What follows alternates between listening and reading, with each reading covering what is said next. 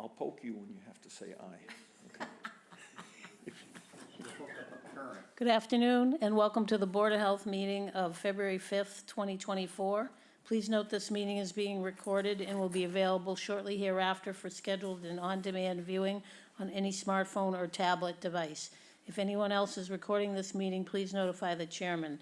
Pursuant to Governor Healy's March 29th, 2023 signing of the Acts of 2023 extending certain COVID-19 measures adopted during the state of emergency, suspending certain provisions of the open meeting law, General Law, Chapter 38, Section 20, until March 31st, 2025, this meeting of the Chatham Board of Health is being conducted in person and via remote participation.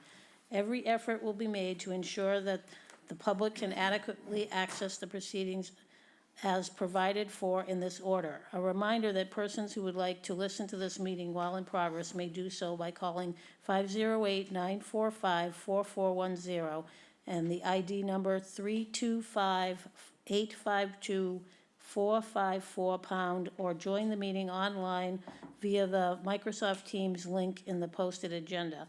While this is a live broadcast and simulcast on Chatham TV Channel 8, despite our best efforts, we may not be able to provide real-time access. We will post a record of the meeting on the town's website as soon as possible. And now I will turn the meeting over to our chairperson, Dr. Noble Hanson. Thank you.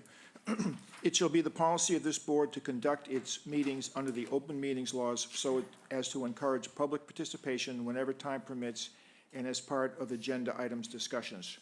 So we have 3 items on the agenda today. And first, let's establish that we have a quorum. So when I call your name, say present. Carol Boyce. Present. John Beckley. Present. Dick Edwards. Present. And I guess Ron is online but not here. Ron Broman. Okay, so we have a quorum, and then Is he here? Is he online? He is online, I think. Well, he has to say. You didn't call Carol's name. And Carol Gordon's our alternate. I'm here. All right, first we have a presentation, just like a little seminar for us on septic system basics with Emily Michelle Olmsted from the Barnstable County Health and Environment. And she's going to talk to us about basic septic systems. And this was sort of set up by Judy. So I think she is online for us. Hi there, I'm here. Welcome. Hi, Emily. If you, Hi. you can just introduce yourself and take control. Absolutely, and Judy, when you and I had spoken, I'm aiming for about 45 minutes. Is that correct, or would you like me to go for less time? Whatever works. Yeah, that's what we had planned on. So 25 that's is fine, perfect. Excellent. Okay, I'm going to share my screen because I do have some visuals. Is it? Can you folks see this all right? We can. Excellent. All right, so let me begin. So thank you for having me. My name is Emily Michelle Olmsted.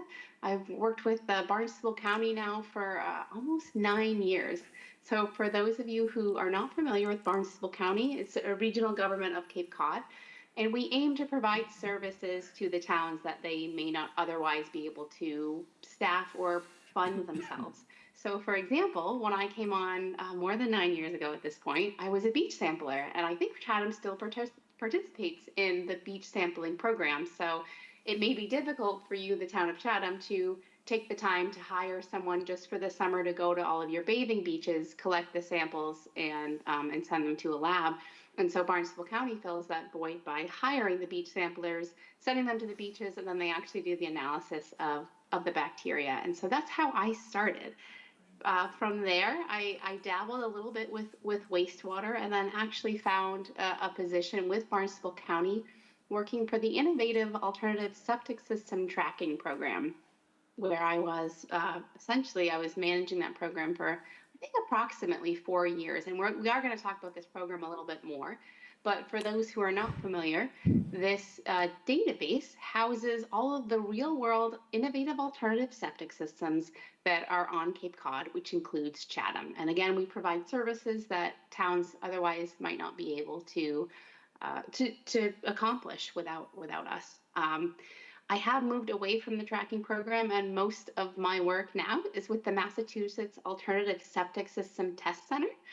which we're very proud of. It's this, I think it's about 2 acres. I always forget how big the site is, but it's relatively large. There's a bunch of little sheds on it.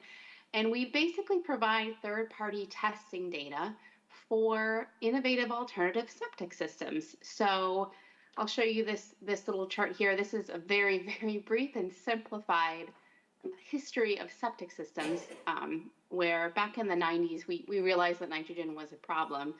And so also in the 90s, MassCC, the Massachusetts Alternative Septic System Test Center, opens.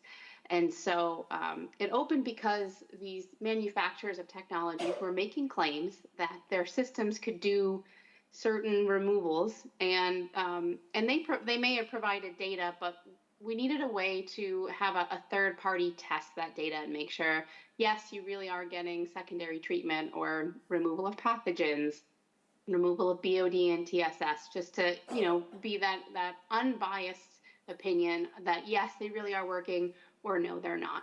Because as hopefully we all know, nitrogen is a big issue, especially on Cape Cod, because it's a limited nutrient for marine or saltwater resources, which I'll talk a bit more about. Since then, we've come further and further, and the technologies have come further and further. And still to this day, we test products that companies want to have tested at our site. We have certain certifications that we do, and there's also a lot of research that we have going on, which would probably be an entirely other presentation. But suffice to say that we do offer tours at MassCC if you ever want to learn more about the really cool research we have going on. But let's take it several steps back. We're going to talk about just a regular septic system first. So this is a diagram that the US EPA puts out, and I think it's better than any diagram I could draw. And so, so a septic system, which can also be called a Title V system, which as a sidebar, which again, I'm assuming we're all starting really on a very low base, even though I know you are a Board of Health.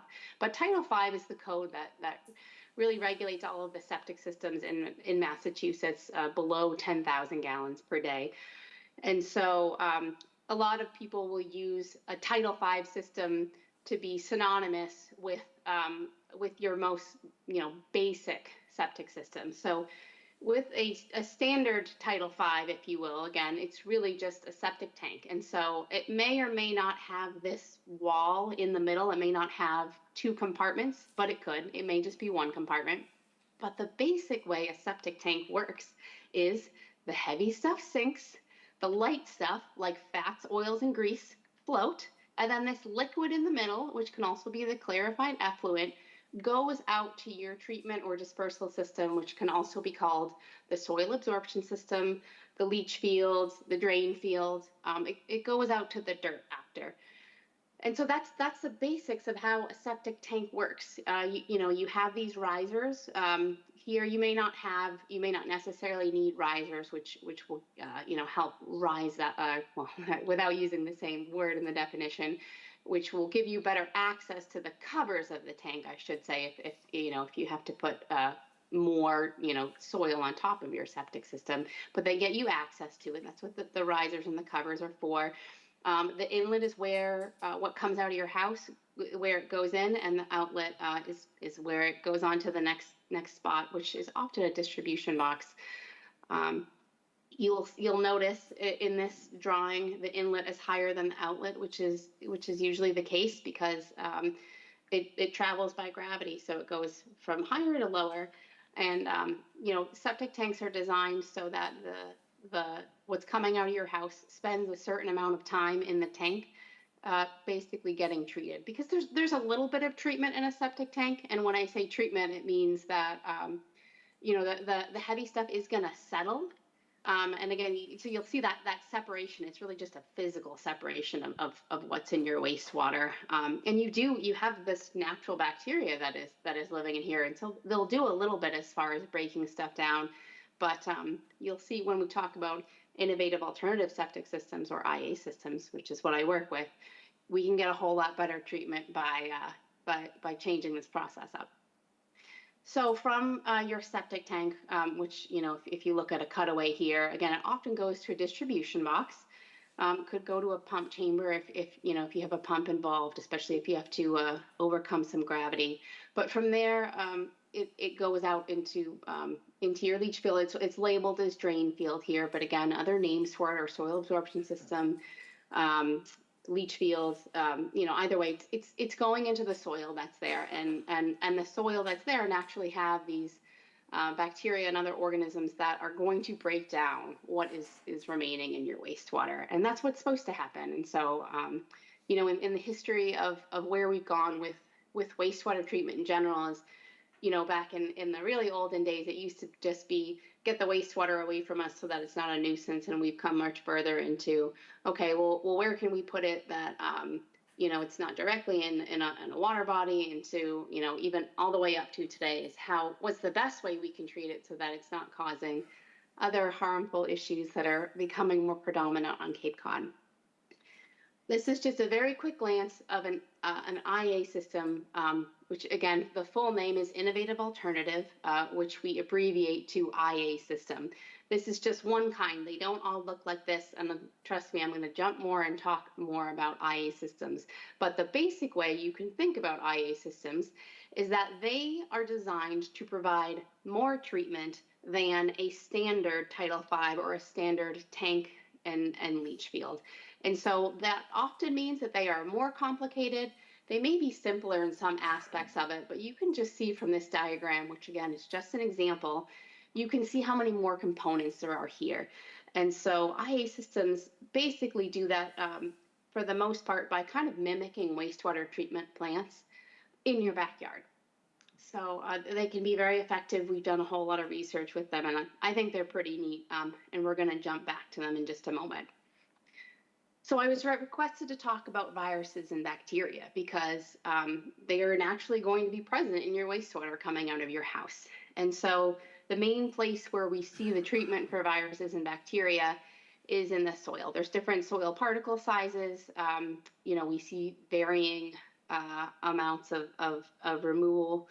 We're kind of studying that now, but the basic message to take away is that a lot of the virus and bacteria treatment we've seen thus far with septic systems does happen in the soil, because again, there's natural organisms that live there, and they're going to break down whatever is coming through. That's just a natural process that happens. I'll talk briefly about a project that we are doing at Mass TC that I happen to be quite proud of, and it's something to watch for, because when we publish the results, I think that they are going to be quite interesting. So this was, we were granted funding under the EPA Science to Achieve Results Grant, or it's abbreviated as STAR. And so we're currently working on it, and basically we're studying how well treatment systems, as well as varying depths of soil, are able to remove viruses and bacteria.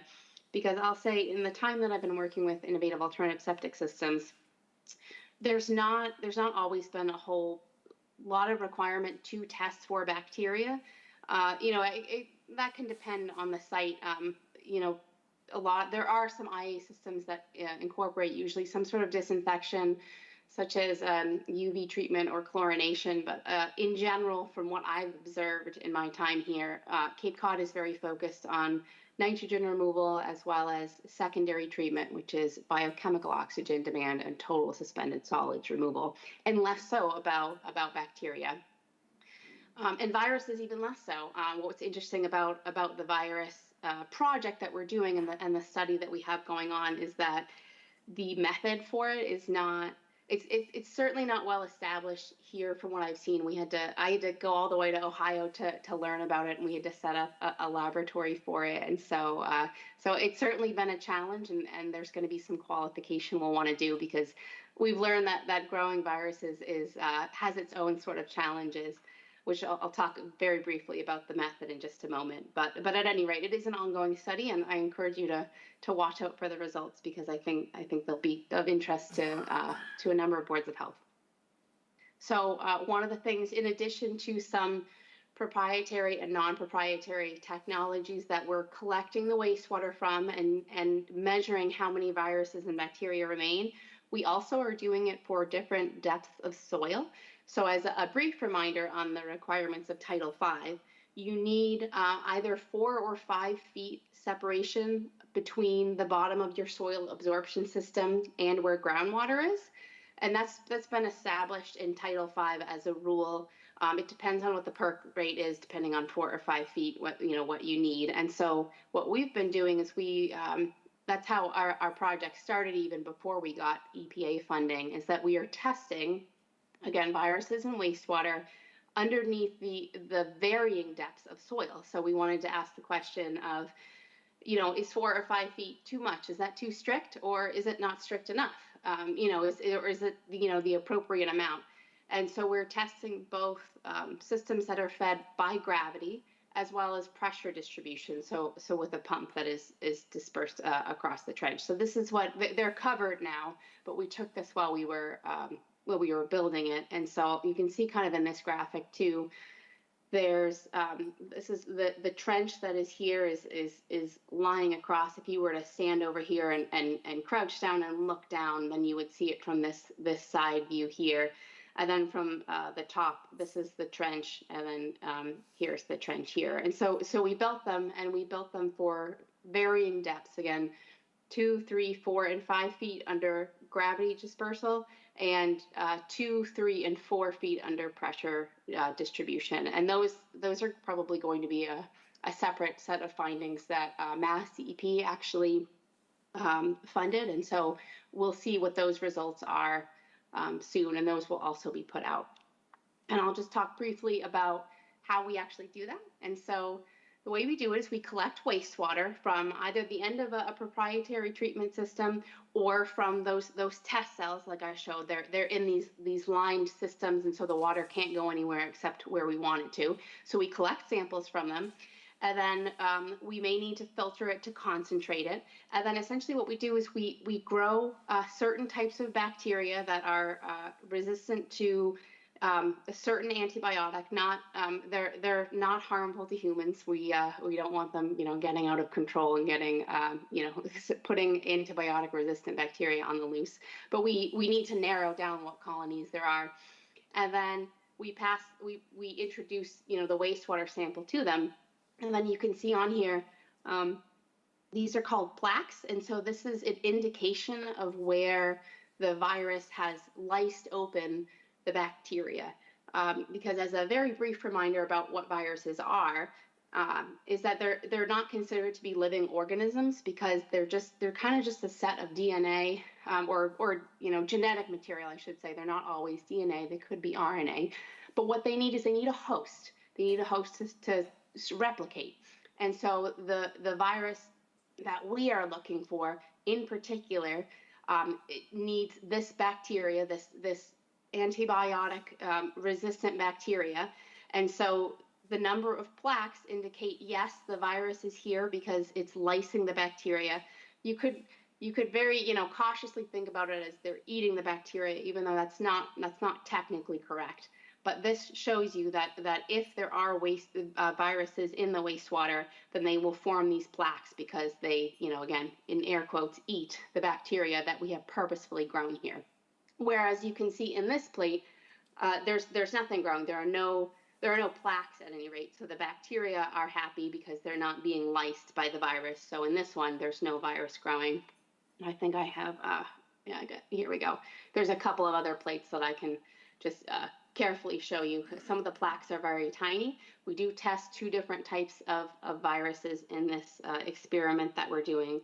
There's fewer ones that you can see here, but at any rate, that's how we're able to actually test for the viruses that are part of this study. The 2 types of viruses that we're looking for, they're called indicators, and so they may show that there are other more troublesome viruses that we would want to be on the watch out for, such as polio or norovirus, whereas these themselves, MS2 and somatic phages, are not inherently harmful. And then we are testing for E. coli, enterococcus, and fecal coliform. So These are bacteria. My colleague George just took this under his microscope, but nonetheless, this is just to say, watch out for the study results. And I think, in my opinion, we have a little ways to go with viruses and bacteria and wastewater, but it certainly will be interesting findings when we get there. So let's talk about nitrogen, because nitrogen is, understandably so, often front and center when it comes to wastewater and treatment. And so I'll jump back to this diagram again. This is just one example of an innovative alternative septic system. This is again put out by US EPA. I really like their graphics. And so I'll draw your attention right here just to the air pump. A number of technologies that are on the market do have an air pump like this. It's introducing air in here, and that is important because I'm going to very briefly talk about total nitrogen removal.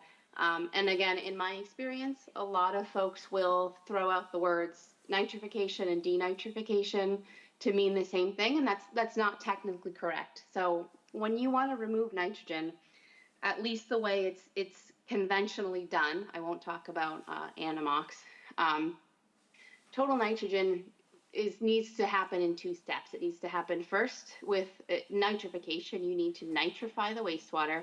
And then the second step is denitrification, where at the end of it, you're just taking the forms of nitrogen and eventually turning them back into atmospheric nitrogen, which is N2. And most of our atmosphere is nitrogen. So going back into the atmosphere is no problem. We're already there. So that's what we want our nitrogen to do. This first step of nitrification has to have air. And the second step, there should not be any air. Because if there is air, then the bacteria, this is all accomplished with that bacteria, the bacteria will not take the nitrogen that is the result of this first step, and then, they will not take the oxygen that is attached to the nitrogen as a result of this first step, and instead they will take the oxygen from the air. So that diagram that I showed you of an IA system and how I called out the air pump. Again, that's often there's these technologies that we have on the market usually they need to incorporate air and no air in some way in order to really work from everything that I've seen. Something else to point out here is we're going to talk briefly about the Mass DEP definition of what total nitrogen is, and it's summing up 3 different forms of nitrogen. So the first form is TKN, or total Keldol nitrogen. The second form, NO3, is nitrate. And then the third form is NO2, or nitrite. And so in our experience, the 2 forms of nitrogen that are even most important are TKN and nitrate. You can see a little bit of nitrite, NO2, if there's something that's amiss. And I've heard in my experience different reasons for why you might see high nitrite, but usually this is as part of an intermediate step. So for example, TKN, if you have high TKN, it means you haven't nitrified at all. You haven't done step 1, which is nitrification. Meanwhile, if you have high nitrate, it means you've done step 1, you've nitrified. This is the end product of nitrification, but you have not denitrified.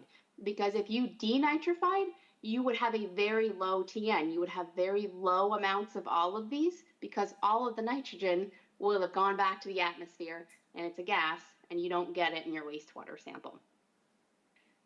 So we have a number of technologies that are on the market at the moment. Mass DEP, the Massachusetts Department of Environmental Protection, has a certain process that a technology must go through in order to get approval in the state. And so to back it up a little bit, the lowest approval, or the most, the strictest, is called pilot use approval. And so this is when a technology is maybe first introduced to the state. And so I believe it's up to 15, but no more than 15 systems can be put in. But again, it's a low number, and they have to be sampled pretty frequently to prove, yes, the technology is even capable of working. And then once the technology makes it past pilot use approval, they get what's called provisional use approval. And from there, I believe it's up to 50 systems, or it could be that the technology is, or the manufacturer is aiming, it's 50 is around the magic number. So more than 15, but still not, not like a blanket approval to, to go whole hog in the state. And still somewhat stringent. Usually it needs to sample 4 times per year to prove that it's working. And I believe the technology needs either 2 or 3 years. I'm trying to remember, I apologize. But it needs a certain amount of systems and a certain amount of years of data to show to the state that it actually is working. And then if they prove that, then they will get general use approval. And general use approval means that the system essentially is working in the eyes of Mass DEP, or at least working well enough to have certain approval limits. So these are kind of the most well known, I guess, if you will, at this point.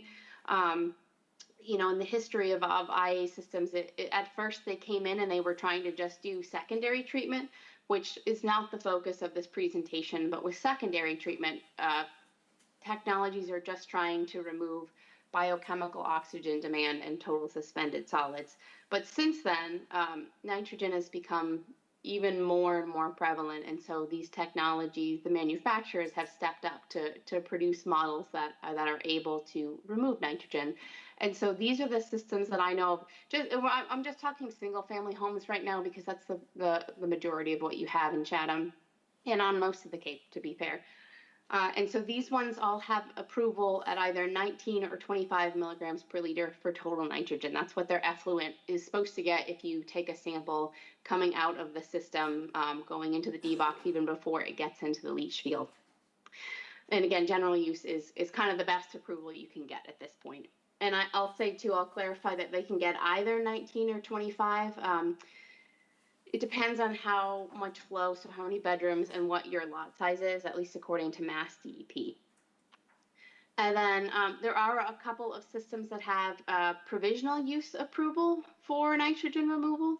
And so the provisional use, again, is more strict than general use, but still a step above pilot use approval, which pilot is really just kind of like the starting point of the approval process. So as far as I know, there's the Fuji Clean Sen models, which are approved for 19 milligrams per liter. Nitrex is approved for less than 10 milligrams per liter total nitrogen, and Nitro is approved for less than 11 milligrams per liter of total nitrogen. And again, we're focusing on single family homes. There are others that have provisional use approval, but it's either not for nitrogen reduction or it's for not a single family home. And I did provide this, and I can give you the slides after too. This is where all of the Mass DEP technology approvals can be found online. Let's talk real quick about the limits. And before you go and try and read all this, this is from 310 CMR 15, Title 5. I want to draw attention to the fact that 10 is kind of the new 19, if you will. So this is called out as part of the best available nitrogen reducing technology wording that Mass DEP has put forward in their new revision of Title 5. And so again, 10 milligrams per liter of total nitrogen is going to be big and up and coming. And so as you'll recall from the previous couple of slides, there's not many technologies that are even approved to be able to do that at the moment. And so, we're all kind of on the same mystery journey to see where this goes. But it certainly, it will be interesting to see what the technologies can do and how we can get there. And from what I know, when I looked into your town regulations, you seem to put it into your minutes or into your approvals of system. It looks like you folks have 19 as kind of a standard requirement in your town. And so that's, as far as I know, that's where you are at in Chatham. All right, so let's talk about Chatham numbers. And so these are taken from the Barnstable County Innovative Alternative Septic System Tracking Program, which again, that's the program I started with when I came on full-time with Barnstable County after I was a beach sampler.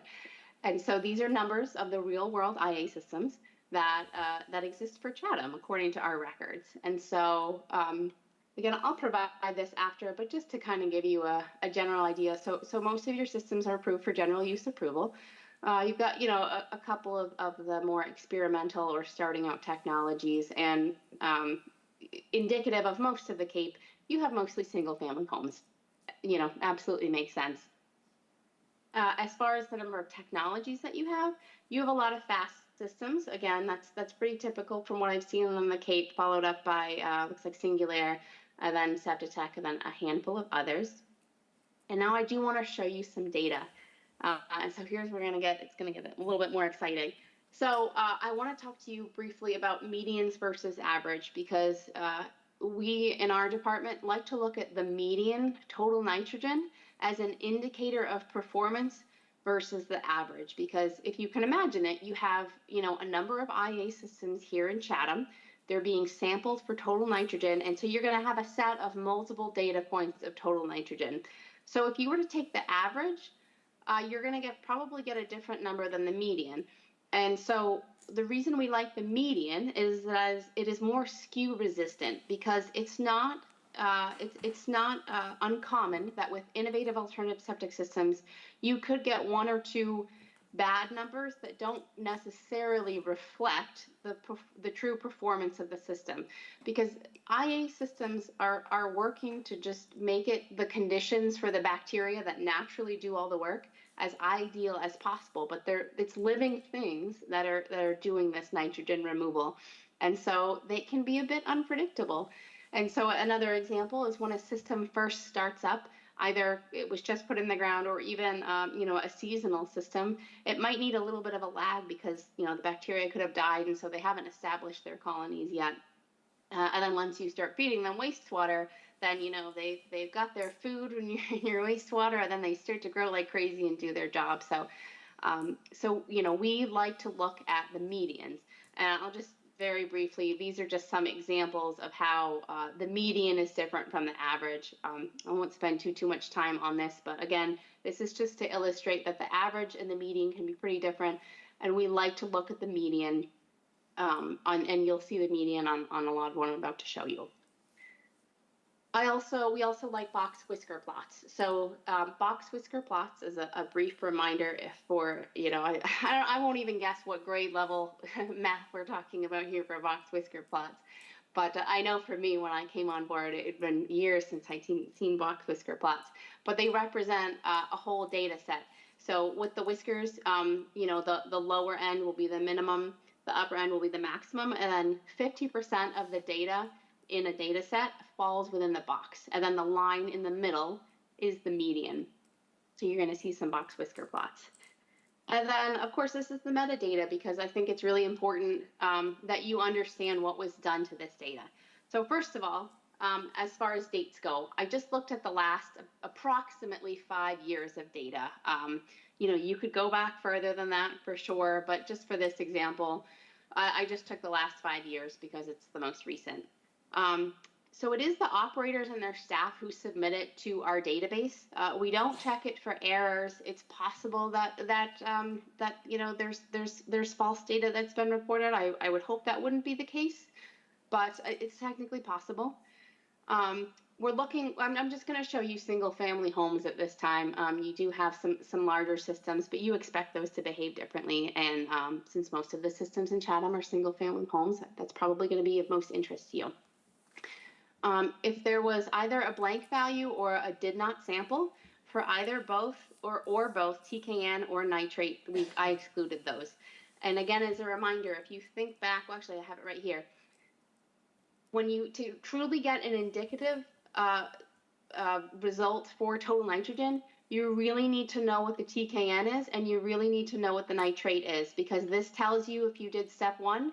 This tells you if you got stuck at step 1 and didn't make it to step 2. So if this wasn't reported or if this wasn't reported, I excluded that data when I did analysis. If there was a 0, I left it in the data set.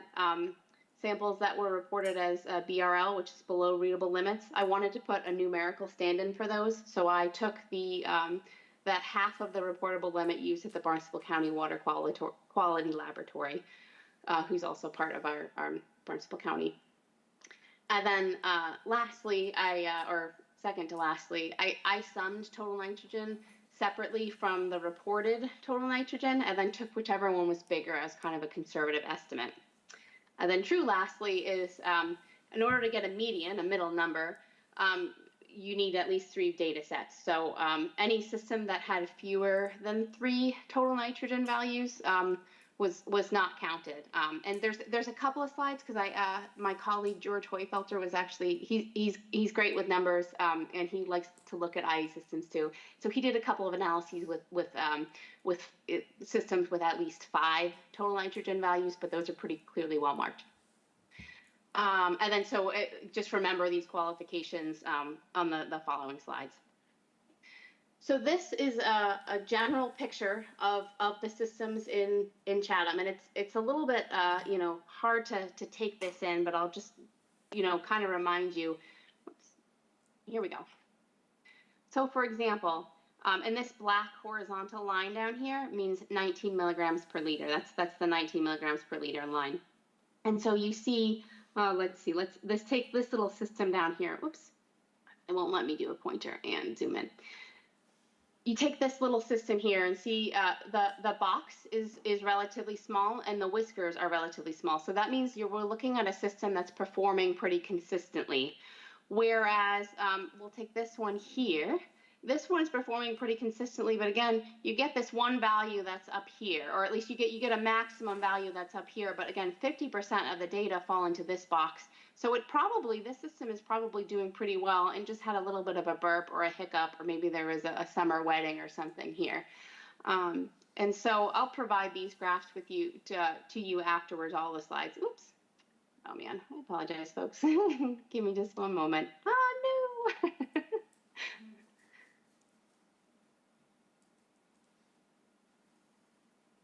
There we go. Sorry about that. I'll provide these to you after, but they're meant to kind of just give you an overall picture, and there's some other visuals to show you. This is that same graph with the axis adjusted. So I cut it off at 150 milligrams per liter of total nitrogen. And so I guess to draw your attention here, these lines in the middle again are the medians. So it looks like approximately a third to half of your systems are below this 19 milligrams per liter limit line, and some of them are pretty consistent. Some of these others, again, the bigger the box, the less consistent the data, because the larger the spread that the data is falling into. But stay tuned. Let me give you some visuals that might be a little bit easier to understand. So this is a visual put together by George Hoyfelter, who has got years and years on me in wastewater and is pretty well known, I'd say, in this industry for all of his research. And he did this in the program called R, which is an open source graphing and analytical program, which is actually pretty amazing. And so, so this is based on 3 systems, and this is split by technology. And so I'll show it here and I'll jump back without these annotations. But the red line is 19 milligrams per liter. This green line is 10 milligrams per liter total nitrogen, which is a brief reminder, is something we should keep in mind as these Mass DEP regulations, as we move forward with them in the best available nitrogen technologies. And then George did include the average, which is the blue dot, which sometimes, for here on the Hoot, for example, the average is quite different than the median, which is this black line here, whereas some of these other technologies, the average and the median are pretty close, which is good. So something you could take away from this, for example, is the Hoot doesn't seem to be doing very well as far as nitrogen removal, which isn't terribly unexpected because Hoot doesn't have any nitrogen removal approval, not that I know of, not anything currently. And so the median total nitrogen for Hoot, at least based on Chatham systems, is somewhere around like 55 milligrams per liter. Advantex seems to be doing well based on the technologies in Chatham. FAST, which as a reminder is the most predominant system you have in Chatham, looks like the median value is just about 19 milligrams per liter. So you take with that as what you will. This is just a scatter plot of total nitrogen. These aren't even medians. They're just the frequency of where they appear. You expect to see more of FAST because you have mostly FAST systems in Chatham. What I thought was interesting for this one, again, Hoot, you don't see a single total nitrogen that is below the 19 milligrams per liter, whereas for Advantex, you see almost all of them are below, and you only see just a couple above.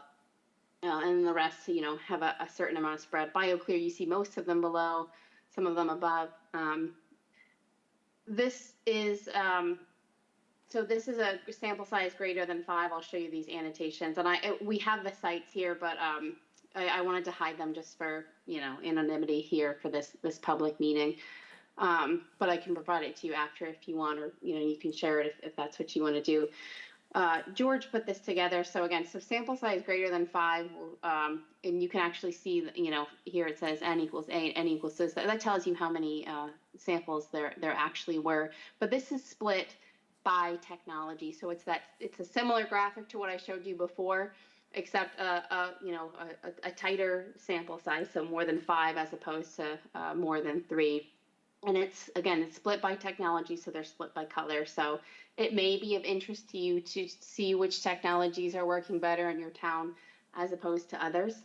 Another way of looking at it, again, George did this for me. So this is the mean total nitrogen as well as the median total nitrogen. He did calculate them so that way you could see. And we're going just for systems with at least 5 sample events on this one. It looks like he included ruck in here as well. I don't think you have many rucks, so they probably didn't appear on the previous graphs that I had made. But again, this is something that you could take a look at and see. It's interesting that the FAST is at 30 and median at 36 for at least the 5 sample event systems. You can this might be something you can dive more into at a different time. But at any rate, here it is split by technology.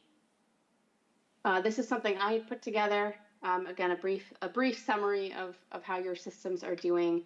This is based on just more than 3 systems with the same exclusions that I mentioned before. And to really sum it up, because I know I've thrown a whole lot of numbers and graphics at you, it would appear that all of your Advantex, BioClear, and Rock systems meet 19 milligrams per liter of median total nitrogen. It's just a little under half of the FAST systems do. About 3/4 of the Septitex do, and then again a little bit less than half, about 40% of the singulars seem to be meeting that 19 milligrams per liter of total nitrogen, based on the data that I found. Going with the simplicity of the median. So where do you go from here? I can certainly provide you with the data, and then we also have this database where it houses all the real world systems. So this is data you certainly can pull as well. We can talk about getting you access, or I believe Judy also currently has access. But this is data that you can play with when you like, and figure out what makes the most sense as far as going forward from here. If this is something that interests you, or something that you want to change. Again, with the Mass DEP new regulations, we're all kind of navigating where we're going to go with this. All right, so I think I'm just about at the point where I'll ask for questions. Again, my name's Emily Michelle Olmsted. I put links to our websites here, and again, I'll provide these slides to you folks, so that way, should you want to look into these after and really look at the graphics I presented when it's not in the constraints of the meeting, I certainly encourage you to do so. Okay. Does anyone have questions? Yeah, thank you very much. Dick, you have a question? I don't know whether I'm misunderstanding, but it looks as if the FAST and the Singular and most of the other ones, the median nitrogen is significantly higher than the standard of 19 and nowhere near the standard of 10. Now, we're being told that IA systems walk on water, and if you remove a Title V system, put in an IA system, it works so well you can add an extra bedroom to the house. And this data gives me pause. Are these systems not as effective as advertised? And should we not be approving additional bedrooms if the average system doesn't come anywhere near the recommended level of 10? Yeah, it's a great question. So one of the main things that the Barnstable County IA tracking program does is follow up on what's called the operation and maintenance agreement, which is the agreement between the homeowner and a wastewater operator, so someone who has training and the know-how of how to actually make the systems work, to essentially make the system work. And so I guess to answer your question, you're right. From the analysis I did and what George was able to pull together for me as well, there's room for improvement. But the next question I would recommend you do as a board, if this is something you're interested in following up on, is starting to ask the question of why. And that could not be done for the scope of this meeting. It gets a little bit more complicated. So what I might do if I were in your position on a board is I can get you the data and we can start to look for patterns as to why that happens. Because it could be that there's some systems where the address, does the homeowner have the operation and maintenance agreement? Are they following what the operator is recommending? Is there something wrong with the operator where they're not taking the appropriate steps to change up what the system is doing? There's things called alkalinity that affect it. You might need to change the recirculation. It gets a little bit more complicated, and it gets more complicated basically. So those are questions that we can help get you the data if that's what you want to ask as a board. And to my understanding, Mass DEP is evaluating what is going to be considered a best available nitrogen reducing technology, because they have granted these approvals to the technology. And so I believe that they are asking those questions right now about the approvals and what the technologies can do. Yeah, thank you. So am I correct that the FAST system does not perform as well with the nitrogen levels by your data? It looks like, from what I recall, that 40% of the systems can meet that 19, at least in Chatham. They seem to be meeting 19 and 40% in Chatham. I don't have, this is something we're looking into as well. We have a lot of research projects going on, one of which is called the RME, the Responsible Management Entity, which is so complicated that I'll do my best to sum it up in one sentence. It's trying to manage IA systems in the same way that a wastewater treatment plant is managed by operators. And so we are asking those questions now with a recommended technologies panel, but suffice to say, it can get complicated as to why is this one performing, whereas this one is not. And are they truly performing? Because one of the questions too is the assumption for how much nitrogen is in our influent, as in, what goes into the system, what's coming out of your house. Is that flawed? It gets complicated fast. There's a whole list of questions we're asking to really say, are the systems working? Are they not? Can I add to that? Sure. I agree, Emily, it is much more complicated. I mean, you can look at the data and it doesn't tell the whole story. It definitely depends on how much the house is being used, how much water, how much dilution you're getting. If you have a lot of low flush stuff, shower heads, things like that, so you're not getting any dilution, your numbers are gonna be skewed. You may be getting a 50% reduction, but you may be starting from such a high number to begin with that these numbers aren't really, they're not able to get below 19. And the best available technology that Title V just came out with, or that they're gonna be recommending, haven't even recommended any. There aren't any yet that are approved to get to 10 below. I'm actually part of the technology panel that's meeting. We just had a meeting before this meeting, and we're looking at data sets, the county's data sets, and then data sets from other states and areas of the country to see, which of these technologies are working the best, and then helping to come up with a list of technologies that we can recommend to the state, and they're also doing the same thing. So hopefully in the next year or so, we'll come up with a list of best available technologies. And as you know, you may remember in our nitrogen loading regs, I changed the wording to best available technologies.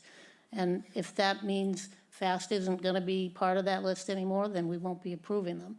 But I think, we need to hold tight and see what happens as we move forward with the changes to Title V and all of this.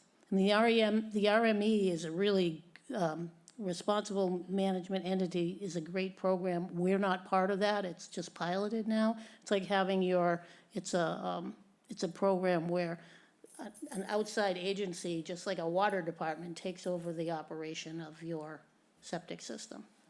So that's a big change. I think Wellfleet in Eastham are part of the pilot program for that, and that's something that the county is doing with grant money from EPA. And so for the future, we can keep our eyes on what they're doing as well. So is there likely to be a major improvement in the IA technology system in the future, in a year or 2 or 3? Is there likely to be something all much better that you would shift to?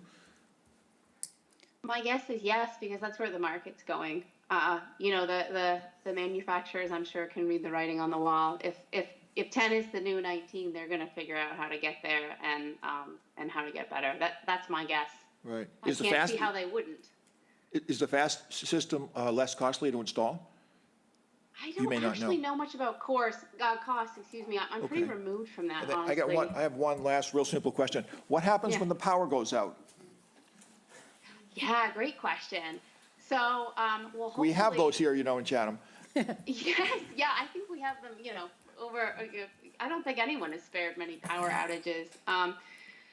Yeah, so I would say probably the bacteria wouldn't die off that quickly unless it's an extended power outage. So for a system that has electrical components, they're probably going to stop.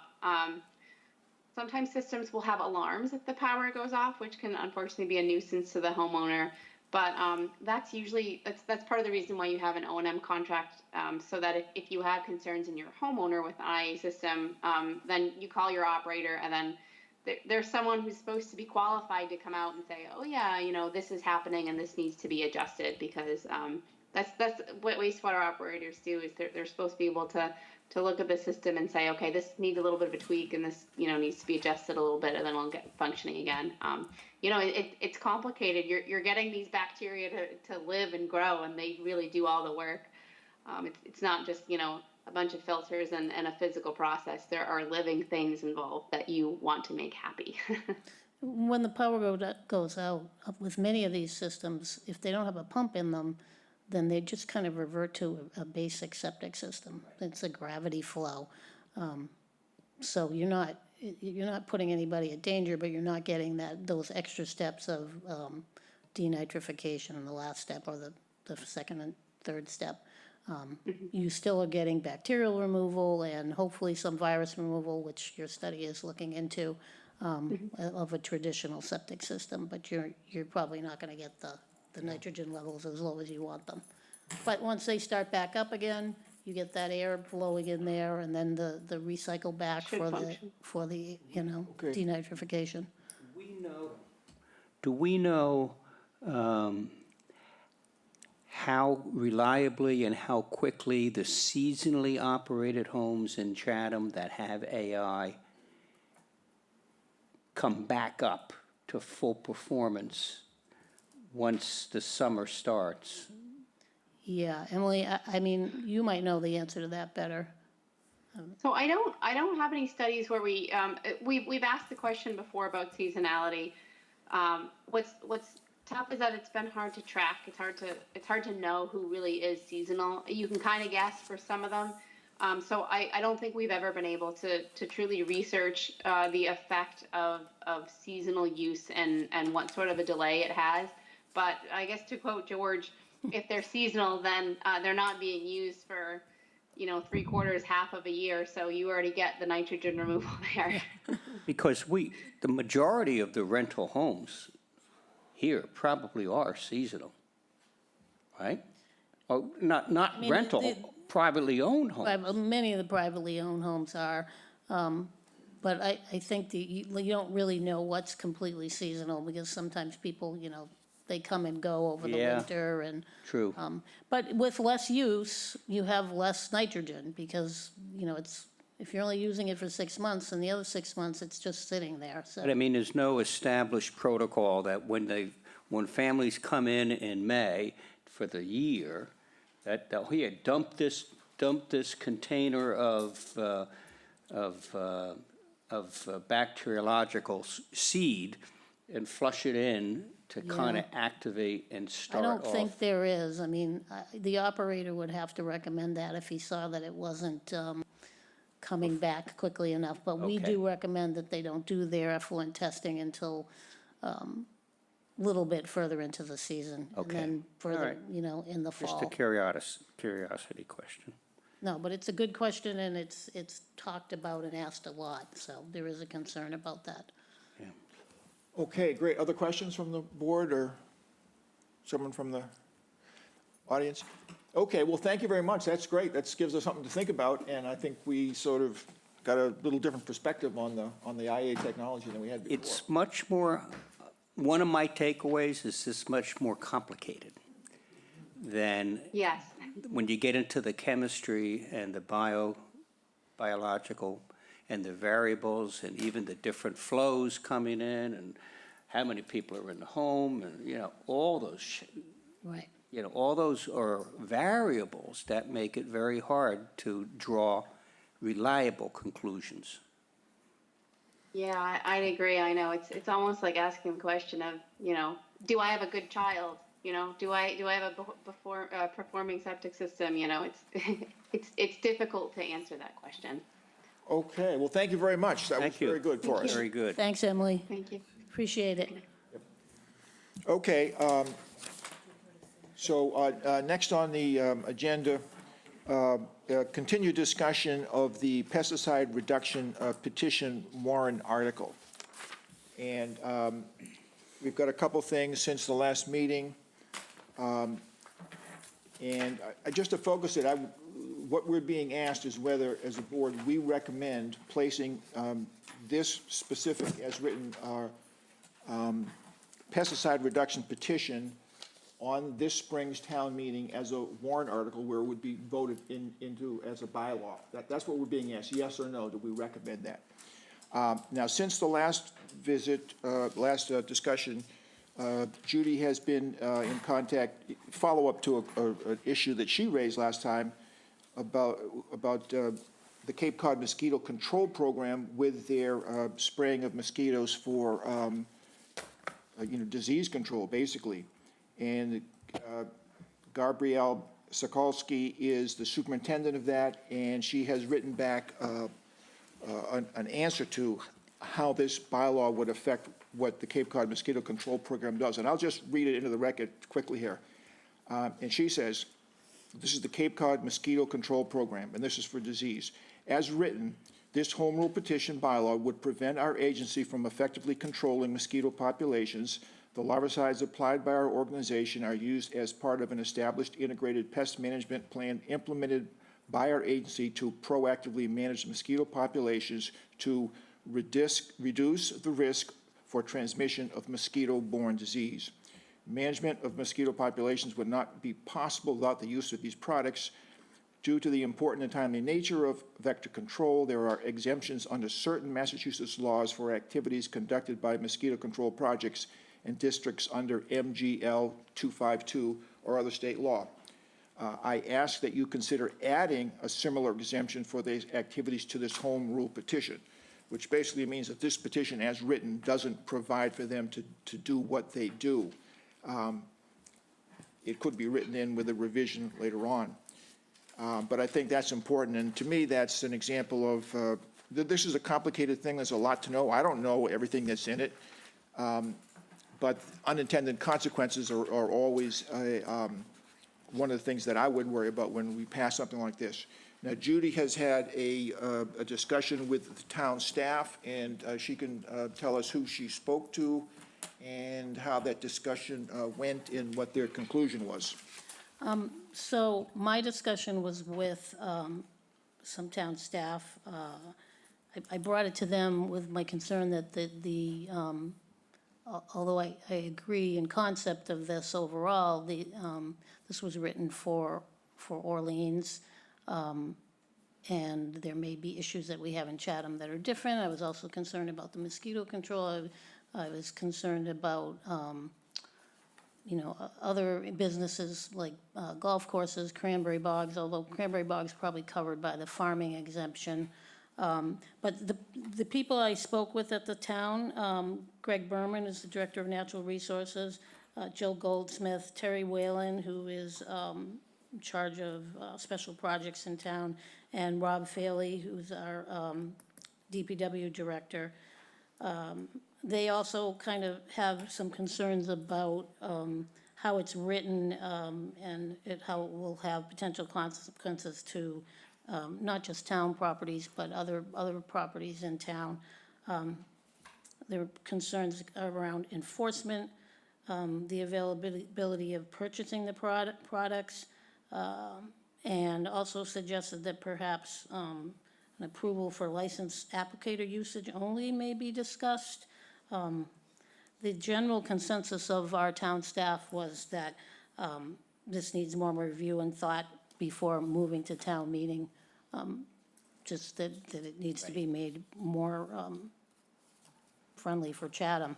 Our concern was that Orleans had 2 years to review this, and the Board of Health in Orleans had similar concerns, although they did pass it. It wasn't unanimous, but their concerns were very similar to ours from what I gathered from talking to the health agent. So that's where we're at. That's what I have.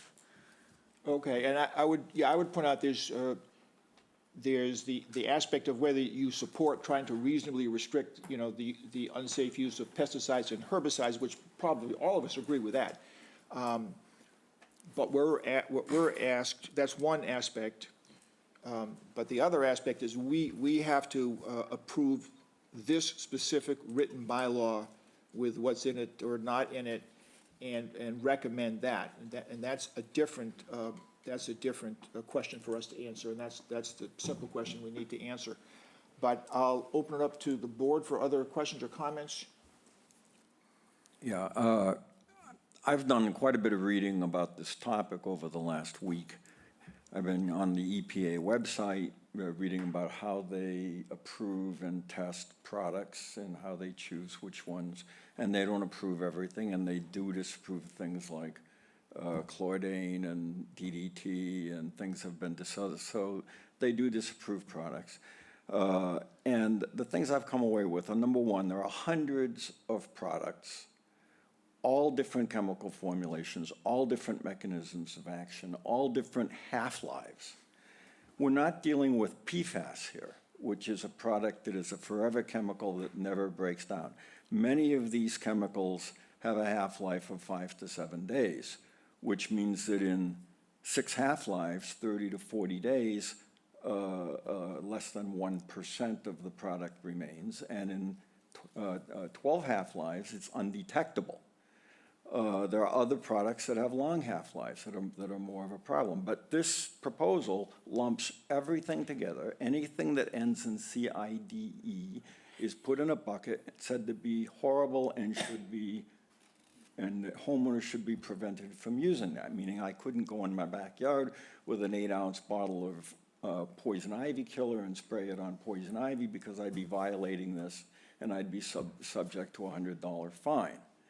On the other hand, it says all products that are natural are wonderful and harm-free. And there's plenty of literature that shows that there are many natural and organic pesticides and herbicides that harm animals, harm birds, harm bees, and can be harmful to people.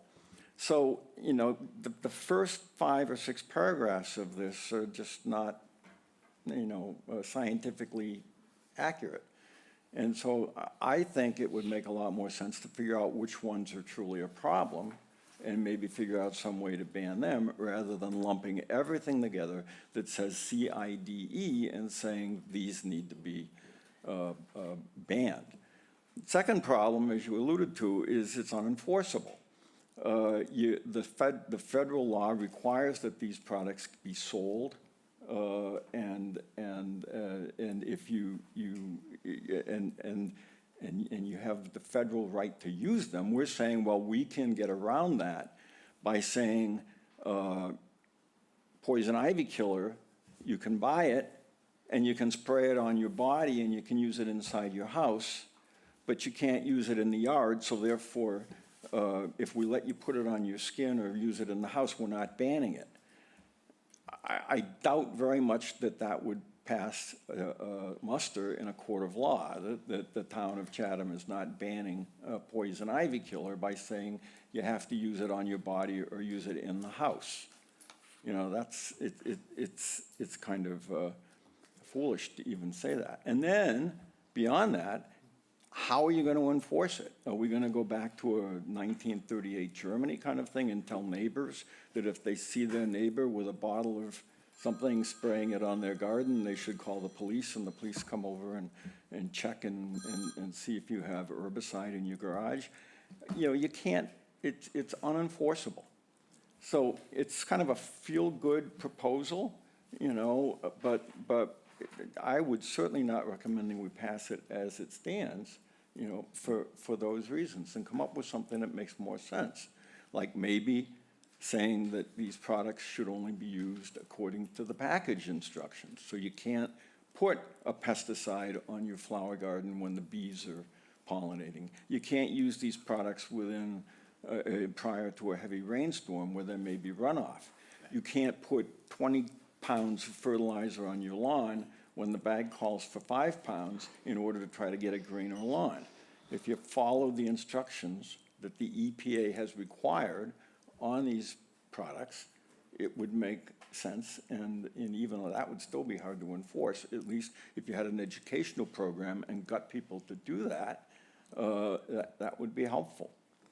And then the whole idea of allowing golf courses, cranberry bogs, nurseries, you know, farms to be excluded from this, the heaviest users to be excluded, doesn't make any sense to me either. It's like 3 years ago when we had a serious water restriction and homeowners couldn't wash their car or water their roses, but banks, restaurants, you know, commercial had their irrigation system going every day, and the Monomoy School District was irrigating the lawn at the middle school every day during the mandatory water restriction. So I think if we say this is important, it has to apply to everybody. I agree that that the implementation and enforcement, I think it should be a part of the proposal. That's the way we approach the short-term regulation thing is the implementation, and the enforcement was part of it because that's what makes it practical. But other questions or other comments? I don't understand what this would do. Well, I think it's. I don't have, give me 10 examples of how, if this was passed, how would that impact our residents in Chatham? You mean practically what you can, I don't know what, do. I don't know what Well, we're being asked to vote on. That's partly my problem is, I don't understand that, reading that bylaw. And so, I mean, in thinking about it, I like the intent. like I said, I think everyone supports the effort to reasonably reduce harmful pesticides and herbicides. But I think, to me, this needs, you know, it needs a review and a revision, and you need experts, and I'd hear from industry, and there'd be all sorts of things to know what it really says, and then it might be returned to the select board, and they can go from there. But I would just have us focus on the question before us right now is yes or no. Do we support putting this bylaw as written, not the concept, because we probably all agree on that of reducing it, but this particular bylaw on the warrant as an article to be passed by the voters as a bylaw in May? And I have a hard time. I couldn't support that. But I think we could say that a review and revision of it in the future, and it would take more time than we have, you know, that would be a possibility to get more information. But that's how I stand. But other questions, Carol? Okay, I could not support this bylaw as written because it's banning pesticides. It's not banning anything, right? Well, yes, it's banning the pesticides that can prevent deadly diseases that are caused by mosquitoes and ticks. And that can have a huge I thought Laura said ramification. that there was no banning aspect of this. Yes, it is. You're fining residents if they use. It's banning the use of these pesticides in the town of Chatham. Yes, it Except is. for nurseries and agriculture. You can use them inside your house, you can use them on your body if you wanted to put off on or something like that. But you can purchase them, but you can't use them. You can't use them outdoors. You can't. Can't use them outdoors. And the argument is So any- that it's any not a herb- ban because you can purchase it and you can So spray it on your skin. it's any herbicides, Effectively a ban. pesticides, rodenticides, anything like that. So that's what they're trying to get at, and they're trying to get us to support this. Orleans supported it. It's a home rule petition. Orleans is sending it up to the State House, or it's gone, I guess, as of this month. And it will be looked at by the state legislature, and that could take up to 2 years. And if the state, because pesticides are regulated by the state, so we don't have any local. Okay, so that's And the purpose the of other the thing is, petition, is to waive and that. I'm not sure, but I think there's something going through the state to start limiting the use of pesticides or looking at them more closely through legislation up there. I don't have the details on that, but I did see something about that on. Yeah, the petition, this document goes to the state. The state would change the rule to allow a town to do something like this. And then, but this bylaw would already have been approved by the town, so if the state approved it, as I understand it, would come back and this bylaw would be already approved, if the state, if the state okayed that it could be done. So we have to think now of exactly what is in this bylaw, and I don't really have. Why don't we wait and see what the state says? Wait till Well, they've reviewed. That's a thought, yeah. I hate to interrupt, but you folks Yeah, are well, really going off track. let us just finish comments, and then we'll take the comments from the public, yeah. But, so, I agree, John, with your hesitation, or what your comments. And I think what we're being asked is pretty simple, kind of yes or no, should this go on the town warrant to be voted as a bylaw? And I don't think as is, We're making that recommendation to the making the select board. recommendation to the select board. They The select wanna- board can do whatever they want. Right. They just asked us for our opinion. Right. So other comments from the board? Okay, I was wondering if they do more work on this bylaw and bring it back to us, I mean, do we have to approve it tonight, or? No.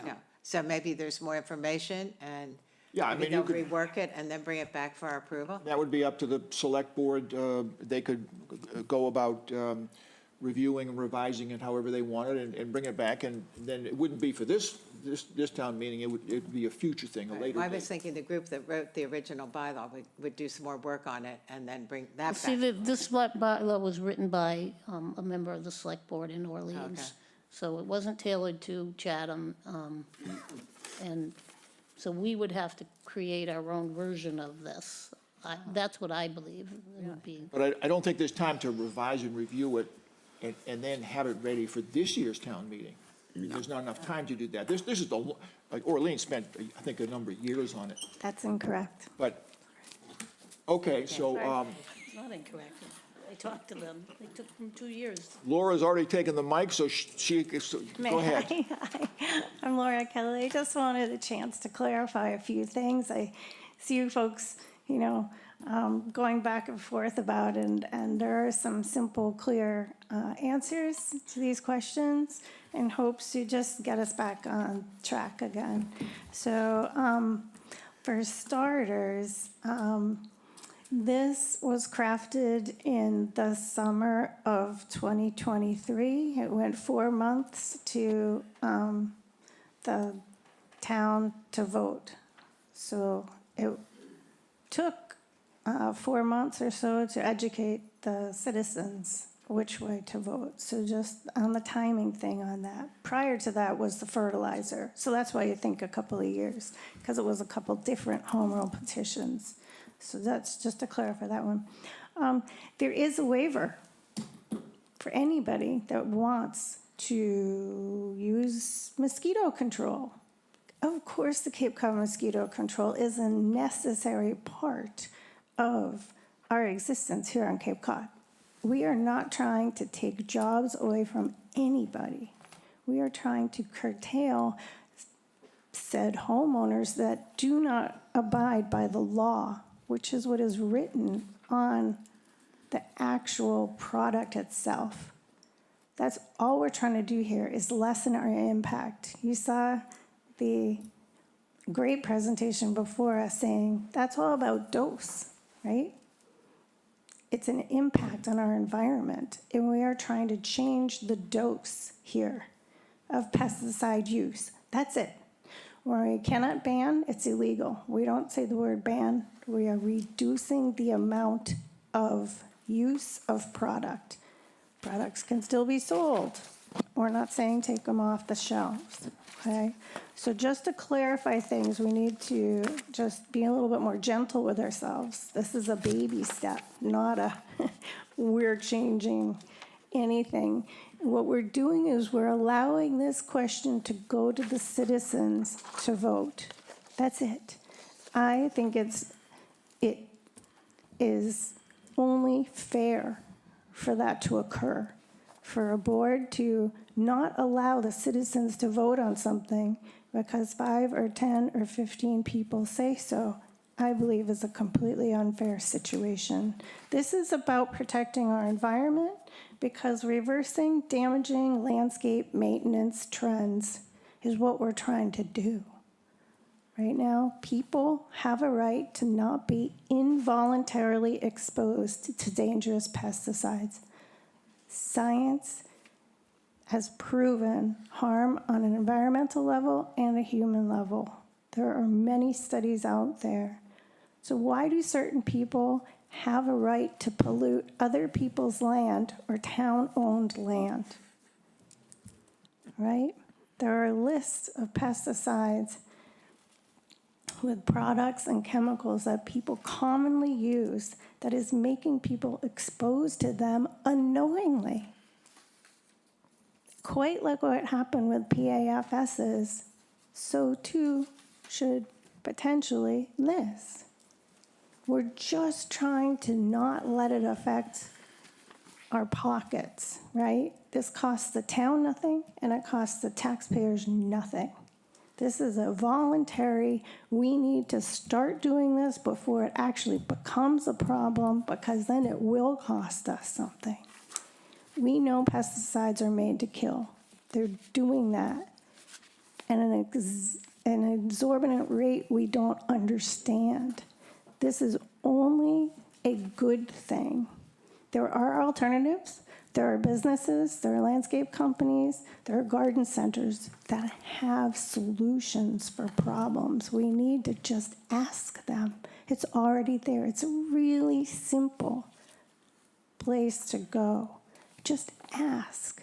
You know, if we don't know, I don't know everything. We need to start asking the right questions. So, yep, the difference between inside your house and outside your house. The reason why we chose the outside is because those particular types of pesticides are more harmful than those that are inside, and they travel in the air, in the water, in the soil. So we feel as though those pesticides that are used on your exterior, outside land, travels to your neighbors, travels to our water sources, freshwater or saltwater. We know it's doing harm. So that's why we chose those particular types of pesticides. And lastly, the label is the law. We want to work within the law. This is not an outright ban. And it is up to us to volunteer to do the right thing for our future. I'm hoping this becomes a county-wide effort, one town at a time, and keeping the same language shows the state that we need support down here from them, and they will take the language and craft it, and then it comes back to us. So we start the conversation, and then they curtail it to the times. And so for us to write and feeling though they're going to make that law is not what we need to do. We're just a Board of Health, a Board of Selectmen. We're not the State House. So it's a chance to show them what we feel and what we want to do to protect our drinkable water sources, our ponds, and our oceans. Thank you. Okay, thank you very much. Excuse me. I have a question for Yeah. Laura.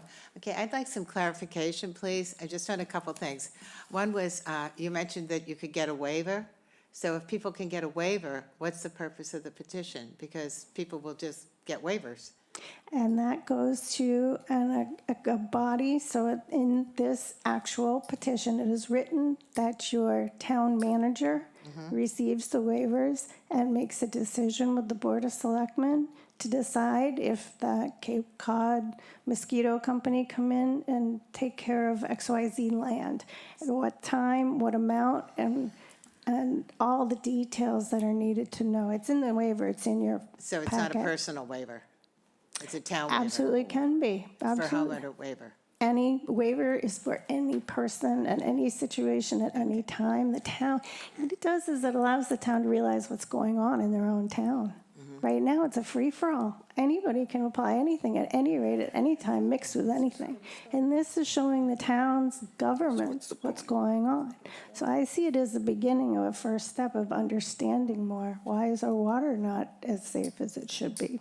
Okay, and secondly, you mentioned that it's voluntary, but how can it be voluntary if there's a violation and a fee attached to it? How does I'm that work? saying our efforts right now are voluntary. We're hoping for more strict regulations to protect us, and you're the Board of Health, and I really hope that you do the right thing. So you think that if the state passes it, it would be more of a violation with the fee? Absolutely. Okay, thank you. You can grow lawns without pesticides. What did we do 100 years ago? It's only been around for a little while, so. But you continue to say over and over that this is not a ban. We're just Correct. trying to reduce the use. Correct. But then you say you cannot use it outside your home. Correct. And if it's a product that's not approved for use in the home or on your skin, then saying you can't use that product is a ban. It's not all You're pest- saying things to confuse, but it clearly is a ban. If you say I can't use poison ivy killer in my backyard on my poison ivy, but I can spray it on my skin or I can spray it in my basement, that's a ban. It's effectively a ban, and you can't get around that by just talking and saying, oh, no, we're not really banning anything, we're just trying to reduce, and then you say we're trying to reduce the harmful ones. But you're reducing everything. You're taking every single product that ends in CIDE, putting them all in a bucket, saying they're all the same, they're all evil, and they all need to be homeowners need to be prohibited from using any of those products outdoors. And that's crazy. So where does yeah. it say that? I mean, I'm sorry, maybe I'm dim-witted here, but I'm not getting the essence of it. You can't use any of the pesticides. Well, where does it say that? Where does it say that? The application of any pesticide is prohibited. Right here. Number 5. And a It is not pesticide only is a allowed in- pesticide, herbicide, algicide, there. or fungicide. Anything that says CIDE at the end of it is prohibited. The list, they refer to the EPA. Okay, let's, An exception is you can use it on your skin or you can use it in your I know, house. but all right, let's get some input from other people in the audience that would like to speak. Penalty if you do it. Ginny? Is that Judy? Is that Judy? Ginny, yeah, Nickerson, I think. except it's permitted Hi. by this bylaw. I'm Susanna Nickerson, Susanna. 606 Main Street, Chatham. I would like to add my support for the pesticide, reduction home rule petition.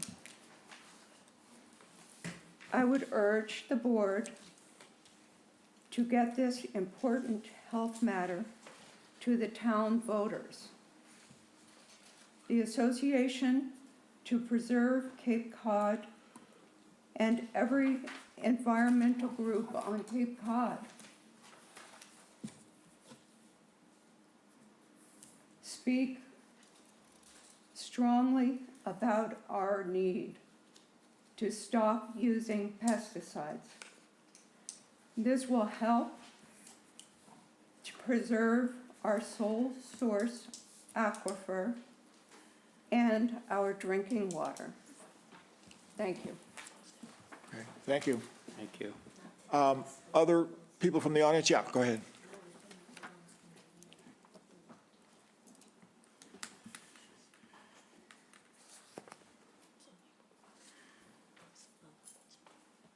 Good evening. I'm Randy Potash, 92 Stephen Drive. I am your assembly delegate to Barnstable County, and I have two comments. One as a delegate, and the other as a private citizen. So as a delegate, I just wanted you to know that once the town of Orleans passed this, which I believe they passed it by at least 68 or 69%, correct, Judy? Yep. Yeah, That's so they what I did. read. And so then we supported it. We didn't get into it until after the town had decided. We had been asked to. And so if such a law is put forward by the town of Chatham, at annual town meeting, we would support that too, all 15 towns, because we see this as a regional issue. And so now I'll talk as a private citizen for a moment. I'm not gonna argue with you. Obviously, there's not a snowball's chance that you're gonna recommend this to the select board. There's two other avenues. The select board could go ahead and maybe modify it and send it to town meeting, and there could also be a citizen's petition. So it's not dead on arrival if you say no. But I would urge you to follow up on some of the comments that you yourself have made tonight in terms of looking into this for the future, because you all agree that it's a good idea not to put poisons in the environment, because we spend millions of dollars trying to take them out of the water. So it's a novel idea not to put them in the first place. And I would also add that I wanted you to think a little bit about the topic of the fact that the state controls the pesticide use now for all the towns and cities in Massachusetts. So even though we have a unique water environment here with 6 lenses, we are under the same exact rules regarding pesticides as Chicopee and, Gloucester, Medford, and they have, a completely different supply of water than we do. We're all stuck here under this one lens, actually there's 6 lenses, and we have water that moves very quickly compared to them. So we're under a different scenario, but we're under the same rules. So what I want to know from you, and just hypothetically, is do you think we should be under one state rule as to this? Or do you think the town of Chatham should be able to decide its own rules as to pesticides? So that's another aspect of this.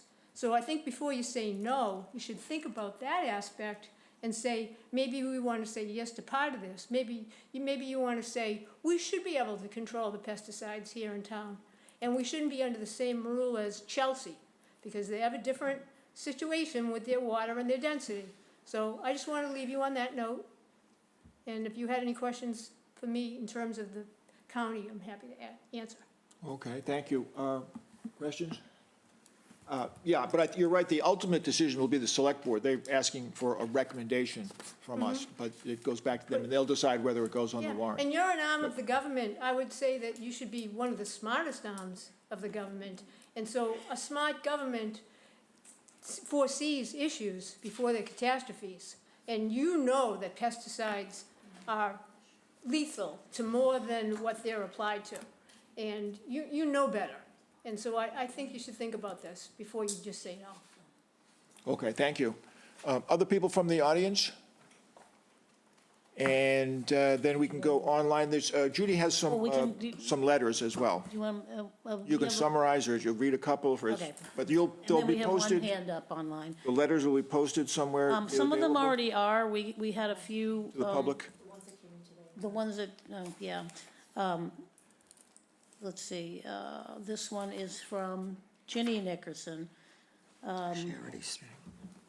So I hope that that the Chatham Board of Health members will please support the proposed pesticide home rule petition by writing a letter of support to the Chatham Select Board and that allowing the petition to be on the warrant for Chatham annual town meeting. When I moved back to Chatham in 1984, I was troubled by seeing the little yellow pesticide warning signs that started to sprout up that spring. I called the Board of Health to question why the town of Chatham was allowing these dangerous chemicals to be used on our fragile lawns. I was told that the town would have to test all the chemicals used and prove that they were harmful, and that Chatham did not have millions of dollars to do that. I thought, isn't that what the chemical companies are supposed to do to prove to the FDA? Something wasn't definitely wrong with that picture. So here we are 40 years later. I believe that there is enough proof now that the Board of Health members and the voters of Chatham will do the right thing and support this petition. What is wrong with having a Cape Cod lawn? It's easy to sustain. No harm is done to our natural environment. It requires very little, if any, water. Plus, if you really believe in climate change, you may want to rethink the use of toxic chemicals which add heat to our environment. If we are allowing tons of heating, fertilizer, pesticides, herbicides to be dumped on our lawns each year, what do you think the byproduct will be? And yes, there are chemical products, and yes, these chemical products do add heat. Google it and watch the Netflix film, Kiss the Ground. She goes on to talk about the Soul Surf Aquifer, which was just mentioned. If you love shellfish, seafood, nature, butterflies, wildlife, birds, bees, etc., please reconsider the use of these toxic chemicals. Thank you for your consideration, and please vote to support this necessary bylaw. Thank you, Ginny Nicholson. This will be posted in the minutes. Barbara Madison, regarding the proposed pesticide reduction petition that you'll be discussing in your next meeting, please note that I am in support of the petition insofar as the Board of Health has the primary responsibility of protecting and improving the public health and well-being of the Chatham community. It makes sense to bring this issue to the voters of Chatham, and it is within your purview. I'm not going to read Elaine's because I believe Elaine is on and is going to speak for herself. I have Lori Gates. Encourage the board to send a letter of support to the select board in support of the pesticide reduction home rule petition. With the vulnerability of our single source water supply, our sandy soils, and our increasing density, it's important to limit the amounts of poisons we use in our environment to protect our drinking water. Not only do pesticides pollute our groundwater, they also spread beyond their application site, contaminating the air, soils, seawater. The purpose of this petition is to reduce toxic pesticides use by replacing toxic substances with safe, effective products and practices. Polluted environments have negative impacts on our personal health, as well as our community and economy. We will all help by changing our behavior and educating the public about the importance of lessening our toxic use. And I think this is the last one. Sherry Burson. I'm writing to request you send a letter to the Select Board in support of the pesticide reduction home rule petition. Pesticides adversely affect human and wildlife health, pollute Chatham and surrounding waters and lands, and degrade the natural resources that we enjoy in Chatham. There is ample evidence on the negative effects of pesticides. She has some links here. Although a lush, green, weed-free lawn is considered by some to be attractive, the health and environment costs of Cape Cod, which rely on the sole source aquifer, are too high. Please allow people the opportunity to vote for what is important to them. Okay, All of them.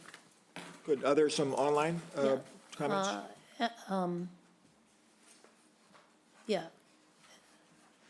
Elaine? Thank you. Yes, Elaine Gibbs. So one of the previous speakers, what it sounded like to me is the government knows better than we do, and we're here to help you. I hope you will vote not to recommend this. We shouldn't be signing any document or resolution before we see what the final draft is. They're going to look at the towns that are on there and say, oh, well, if they want it, we'll do it. We shouldn't be pressured to agree to it before we know what will ultimately be in it, and we shouldn't do it simply because another town did. And I would beg to differ with Ms. Kelly. Again, in one breath, she said it's not a ban. It is a ban. It bans all synthetic products, basically, as you said, that end in CIDE. And she actually said that the motivation here is to directly target homeowners. And I don't think this should keep coming before us every few months with no demonstrative changes. The draft resolution is overly broad. There are numerous unintended consequences of this proposal. The fact is, not all synthetic pesticides are bad. They were created for a reason. If they hadn't been around, we wouldn't be able to eat our food. There are some that are actually good for us and have kept us alive. There is a reason for them. There are, in fact, pests that are potentially deadly. And this isn't just about green lawns and the aquifer. Ticks and mosquitoes are present in Chatham and carry debilitating and, in some cases, life-threatening disease. By the time an individual becomes symptomatic, tested and diagnosed, long-term or permanent damage can be done by Lyme disease, anaplasmosis, and babesiosis. There are 90,000 new cases a year of Lyme disease alone in Massachusetts, and 40 to 50% of all ticks carry Lyme disease. Ticks also carry bacteria and parasites. In addition to the potential of West Nile virus and Eastern equine encephalitis, both found in Massachusetts, many people have serious allergic reactions to mosquito bites.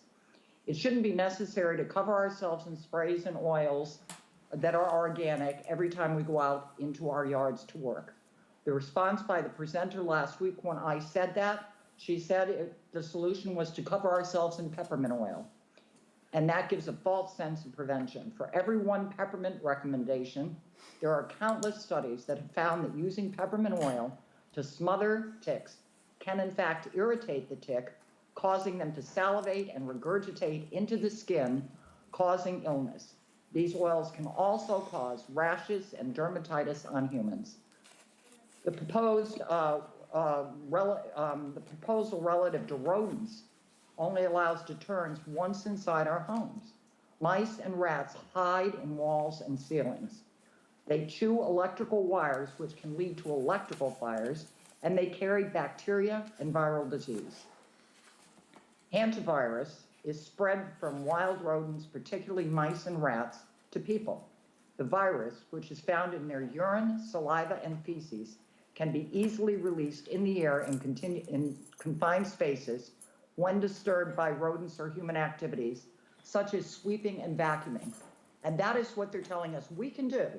Let them come into your house, let them defecate and saliva, and then you can clean it up and you're on your own. This is another level of bureaucracy where the public should be able to take measures on their own property to prevent illness. Instead, by her own admission, the town manager can issue a temporary waiver if it's a public health emergency on a case-by-case basis. I can't even believe that that's a suggestion that we should have to go to the town manager and talk about the potential comorbidities of our medical history or that of our children or grandchildren, and that we have to ask for an exemption to protect our own families.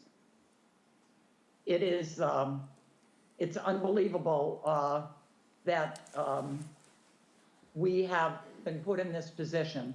This is a question about our own rights as homeowners, at our personal rights, our health and safety, and we have to determine, and it should be our right to determine what is necessary for our families. This is way too much power given to the government, and it's targeting homeowners, and there are a lot more consequences of not having certain pesticides than banning them. And I strongly urge you to have a strong, resounding no. It is an absolute invasion of the right to privacy, and for us to make decisions about our families. And we're not stupid. We're not going to put caustic chemicals, but I'm not going to put chemicals that are purportedly organic on my grandchildren. I will not do that. I will spray my yard and make sure that it's dissipated when they come to visit. So I'm really angry that this keeps coming up. You know, the hours and hours we've had to listen to this. And if we happen not to be around and this person comes in again, things can get passed, and a lot of people don't do their homework. They don't understand the adverse consequences to this. And that's the concern, that it's really important that the boards, with your background, make the decision that this is not ready for prime time. There are some pesticides that are good and are responsible that will keep us healthy. Thank you very much. Okay, thank you, Elaine. Judy, other people online? No one's hand is up. Okay. Well, I think that, I think we have talked about this some. I sort of put together an answer that we might consider, and I'll just throw it out there and then open for discussion. But the select board is asking us for a recommendation or not. And I put together, the Board of Health supports efforts to reasonably restrict the unsafe use of pesticides and herbicides, but the Board of Health does not support this home rule petition bylaw as written. A full review and revision is recommended before a return to the Select Board at a later time. I think that's pretty much says what we all would feel. I think the support for reasonably restricting, that's, I think, genuine, but this particular bylaw is what we have to look at. So I would say, other comments from the board? If somebody wants to put forward a motion to do this, Put forward a motion to accept that. to accept this? I'll second. You need to turn your I would put forward the motion to accept that Statement. statement. And I'll second. In a second. And then, okay, are we ready to take Can you read the motion again? the motion again? Okay. The Board of Health supports efforts to reasonably restrict the unsafe use of pesticides and herbicides, but the Board of Health does not support this home rule petition bylaw as written. A full review and revision is recommended before a return to the Select Board at a later time.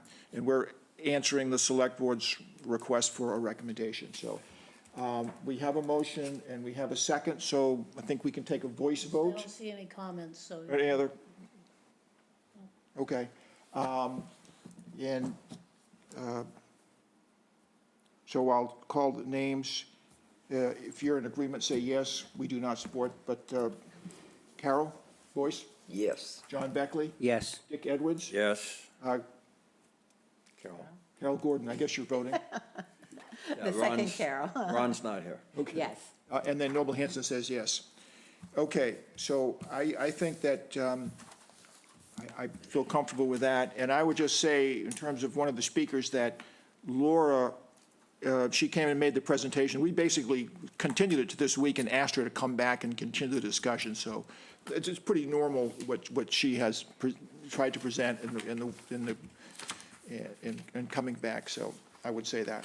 Okay, I think we've done that. And then, say that again? It's too early.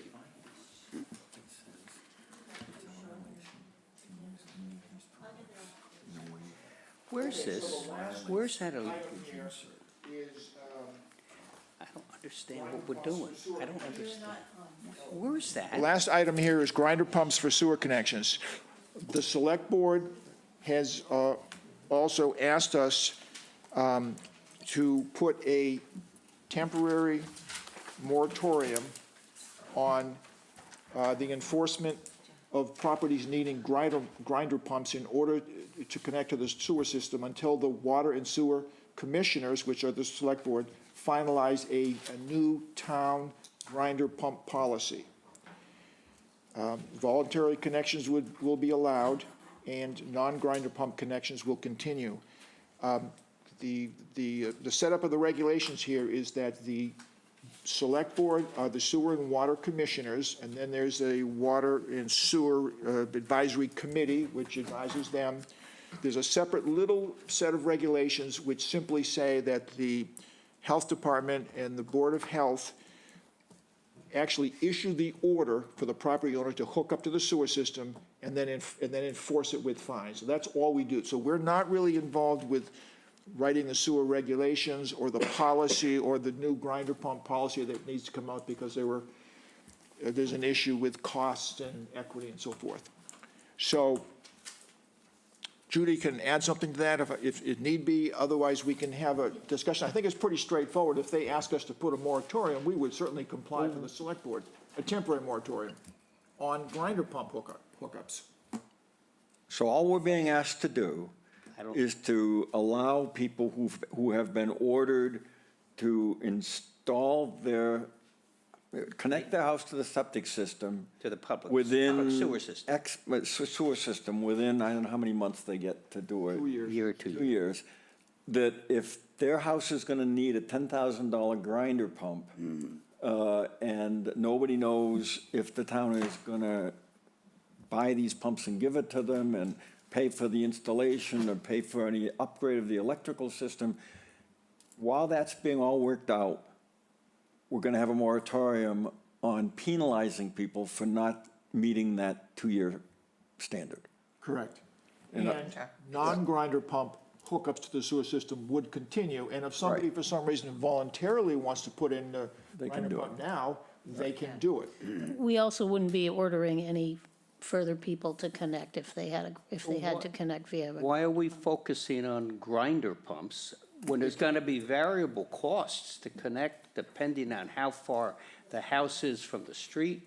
We're only focusing on this because the Water and Sewer Advisory Committee made a recommendation, I believe, and I don't know if there's anybody here who could clarify this, made a recommendation to the Select Board or the Water and Sewer Commissioners that the town, I think the recommendation was that the town purchase grinder pumps for them, the homeowner to then purchase at cost.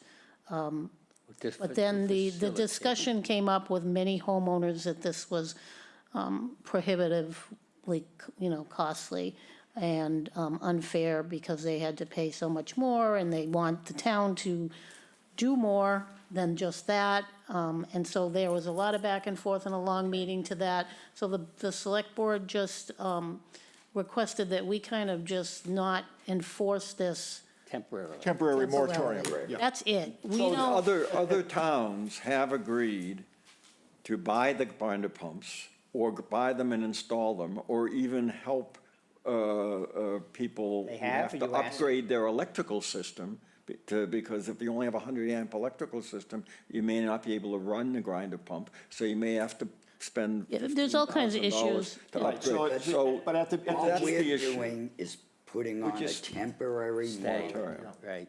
At the People January that need a 16th grinder Select pump. Board meeting, there was a major presentation about those who are upset with the cost of grinder pumps. And you may have to upgrade the electrical system in your house, you may need a generator. And the issue of some people don't have that cost because they don't need the grinder pump, and some do. Towns have handled it different ways. The original sewer regulation hookup, Judy can correct me, is that the cost of the hookup, no matter how it was the homeowner's responsibility, not the town's. Right. But they're rethinking it. That's their problem. That's the select board's issue. Now, Okay. there are other design considerations. If they put the pipes in shallow or deep, it affects how many homeowners need grinder Right, pumps. So right. it's been going on, so it's an equity fairness issue. But all we have to do, we're very focused. All we have to do is Hit the pause button. decide if we're going to comply with the Water and Sewer Commissioners, the Select Board's request that we put a temporary moratorium on grinder pump hookups, as Dick just summarized. Does that sound about right? Correct. exactly right, yep. Okay, questions, comments? Do we want to incorporate in our policy something that says that homeowners who receive a waiver from compliance temporarily still must proceed with hiring the engineer and doing the design? In other words, Yeah, no, I would not, don't go down there. I wouldn't get into it, because you're getting into No, policy because- and things the Select Board are gonna have to work Okay, out. all They just need a temporary moratorium Until this issue is resolved. And that So that they have also, time to but that they investigate all are those still, they still may, of their own cost, purchase and connect if they want to. Yeah, and so I've just put together, this is just me to throw out there for discussion. The Board of Health enacts a temporary moratorium on enforcement of properties needing grinder pumps ordered to connect to the sewer system until the Water and Sewer Commissioners finalize a town grinder pump policy. Voluntary connections will be allowed and non-grinder pump connections will continue. Okay. I think we're just complying with them. I think it's pretty straightforward. I'll make a motion for what you just read. Okay. I'll second it. You can second. All right, and then, He's doing all the work. do we have comments from people in the room or online, or? Go ahead, grab that well-used microphone up there, would you please? Either one. Take your choice. I think they're both live, so. I'm Bob Burns, and I'm on Lime Hill Road, permanent resident. Yes, you made a presentation to the select board. Yeah, A so- major presentation. So I think it's important, if you want more information, is to go back. We've been working on this thing for over a year. Attended all the committee meetings, made presentations, so all those presentations are on file. Two comments. When we got our line in the street, the low-pressure line, this was in spring of 2022. I always thought that we're on the high side of the street, no problem, because our neighbors were talking about grinder pumps, and they started to get estimates. And an estimate for a grinder pump can be, installation could be $25,000, where a direct connect is only $10,000. So if you're doing gravity, it's about $10,000. So could be a $15,000 difference. We raised the issue, went to the meetings, met with a couple of town managers, discussed this, and what we did is went back to 2000 and 2010, and in the Q's and A's from, I guess it was the Natural Resources Department, there was comments that the town is looking at, or they, not looking at, said they would cover the cost of installation and maintenance on the grinder pump. So we referred back to that, and then last week at the select board meeting, there was a comment that when the whole source system was approved and we got the funds from the state and the federal government, that it was mandated that we had to connect. So there's a connection there, but the select board, and I haven't seen the video, select board said they wanted to make sure there was going to be equity between grinder pumps and gravity feed. So that's the history. You can read all the presentations. We visited, probably talked to 22 towns, a couple of us, and I went to visit Marion, spent a whole day there with them, going through their numbers, and we also talked to Chelmsford, Massachusetts. That was mentioned in, I think, in the article. They have about 500 or 600 pumps, or maybe more. We also talked to Falmouth. In the case of Falmouth, to be short, is Falmouth buys the pumps, they pay for them, they cover the maintenance. They also gave the homeowner $1,800, one-time payment to cover the electrical costs. So you can talk to all these towns. We talked to Orleans. Orleans, they're doing mostly the commercial end of the town. They're going to have an issue when they get to this Meeting House Pond area, where they're going to all need grinder pumps. Met with Mr. Pelletier at Harwich. He was new on the job, explained what we were trying to find out. And he said, yeah, I think we're going to have some problems here eventually. They're behind us in their installation. So I think this is just brewing. Chatham is ahead of everybody else. So I got my letter after a meeting in October. We heard that the town was working on something. And this is from Dr. Duncanson, said, we're working it. So we kept on going to the meetings. We kept on asking questions. We're working on it. I got my letter on January 28th. And I was like, wow, I was floored. So 200-day fine, what's going on? There's no answer on the other side. So I went back, sent a note to one of the select board members, and I said, I think this letter is bad timing. I think the Water and Sewer Committee has got to get this policy done. It's been a couple of years, they've got to get it in place before these letters go out, because they're going to cause more questions than answers, and that's what's happening. So I approve. I think this is a good move, a temporary move, until we get this policy done. You know, the policy is not done. There's a lot of questions. There are a lot of towns that have been through this thing that we should go after and look at and consider. So I support this. Just a point of information, can I ask, why would you need a grinder pump if your house is above road level? Well, because What's the situation? depends what in Lime Hill, and there's, I don't know if you know, it's next to Agway. So as you come in the Agway entrance and go around the bend, there's Christopher Harding, Uncle Albert's is over there, you guys are, Absagami's over there. But as you come around the bend, there's a hill that comes up, and then it goes down and then up again. So the first 4 homes are on gravity in the street. So these are the ones that go down to 28. And as you come around the corner and go up toward our house is on the uphill, but it's high. The sewer line down by the mailboxes goes from gravity to low pressure. So that the homes there can't handle, they can't have gravity because the low pressure line is already in the street. So we all have to go on low pressure. So even if your house is above the road level, if there's pressure in that sewer line, you need to pump your sewage Yeah, into that line. It's a very small pipe. It's what You is have it, to inch and grind a it. half or You have to. 2-inch pipe. That's scary. It's 2-inch pipe. That's a lot of grinder pumps. And so some neighborhoods will have low-pressure lines, so it means the whole neighborhood needs, Absagami Run, a famous Yes, resident, has Yeah, they talked need, about it there. they need, so it's, But so the design element for the town, they can save money in certain ways, but that shifts money to homeowners. And so there's a reason for the town to have a grinder policy, which is not our purview. Yep. We have a very simple thing to do here. Well, we've made the motion. Okay, thank you. okay, thanks very much. Vote on it? Yeah, we'll take a vote on that motion I then. don't see anybody else, so. Any other comments? Nope. Okay, Voice? so this is to enact a temporary moratorium. I Carol, made the motion, I vote yes. John Beckley, Yes. Dick Edwards. Yes. Carol Gordon, Yes. and Noble Hanson, I vote yes. Okay, so that's all set, I have your motion. and that's that. I just want that.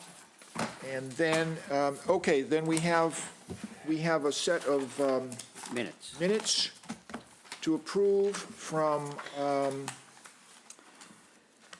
do we have the date? January 22nd minutes. Can, any additions or corrections, otherwise a motion to approve? I'll make the motion to In a approve. second? Second? All in favor, we can take a voice vote, say aye. Aye. Aye. All opposed? Okay, so they pass.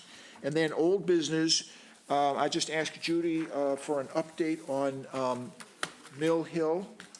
Begs Carol a question, so I'm That's what gonna I was- get right to it. I was going to say, yeah. I have the order letter. And this is All right. progress, what you were talking about. Wait a minute, wait, stop. You actually have something to say? You have it. do? They're all in your pocket, I Did believe. we all get it? Yep. I didn't see it. So I see that received a either. letter today from Okay. the Department of Environmental It was Protection. handed out at the beginning of the meeting. Oh, It's a notice of non-compliance sent to the owner of 30 Mill Hill Road, Got it. basically citing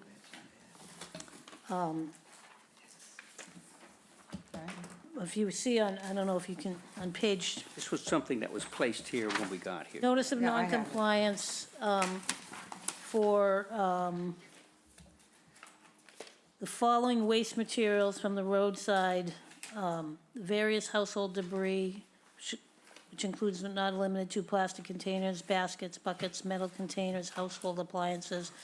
Number 2, construction and demolition debris, which includes but not limited to metal frames, wooden doors, bricks, pressure-treated wood, clean wood, and 3 miscellaneous materials, which includes but not limited to grill, display cases, glass cover, tubing, bicycles, whole tires with rims, cables, tree stumps, fuel tank, boat parts, etc. Mass DEP has determined that you have established a dumping ground in violation of 310 CMR, goes on to describe the definitions of a dumping ground without a site assessment.